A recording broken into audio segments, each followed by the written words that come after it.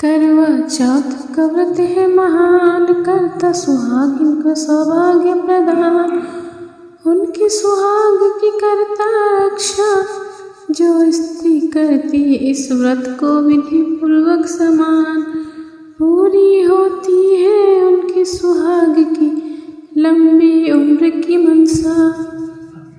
करवा चौथ माता हो करवा चौथ माता, होती है गौर गणेश की पूजा। फिर चन्नी से चांद की पूजा, लेके पति की लंबी आयु की मनसा। करवा चौथ माता हो करवा चौथ माता। पति की लंबी उम्र की मनसा से किया जाने वाला करवा चौथ व्रत इस वर्ष 1 नवंबर 2023 को बुधवार के दिन रखा जाएगा। करवा चौथ व्रत का हिंदू धर्म में बहुत अधिक महत्वपूर्ण होता है। इस दिन विधि विधान के साथ पूजा अर्चना की जाती है और करवा चौथ की कथा सुनी जाती है। इस व्रत को कुंवारी कन्या भी रखती है। वे अच्छे वर की कामना के लिए करवा चौथ का व्रत करती हैं। करवा चौथ का विधि। करवा चौथ के खास पूजा शाम को चंद्रोदय होने के बाद की जाती है। पूजा और व्रत की विधि के अनुसार करवा चौथ के दिन सुबह उठकर स्नान आदि करके स्वच्छ वस्त्र धारण करें और ईश्वर के सामने हाथ जोड़कर व्रत का पालन करें।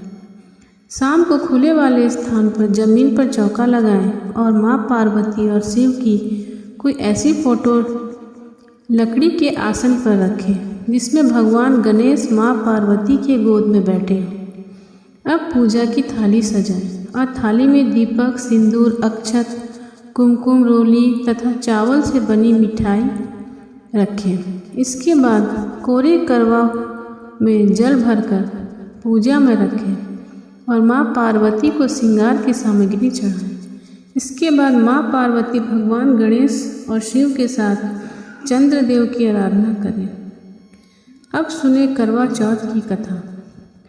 करवा चौथ की प्रचलित कथा वीरावती और उसके 7 भाइयों की है। प्राचीन काल में इंद्रप्रस्थ में वेद शर्मा नामक एक विद्वान ब्राह्मण रहा करता था।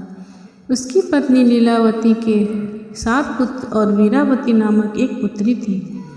वीरावती के युवा होने पर उसका विवाह विधि विधान से कर दिया गया। जबकि कार्तिक कृष्ण चतुर्थी आई तो वीरावती ने अपने भाभियों के साथ बड़े प्रेम से करवा चौथ का व्रत शुरू किया, लेकिन भूख प्यास से वह चंद्रोदय की पूर्व ही बेहोश हो गई। बहन को बेहोश देखकर 7 भाई व्याकुल हो गए और इसका उपाय खोजने लगे।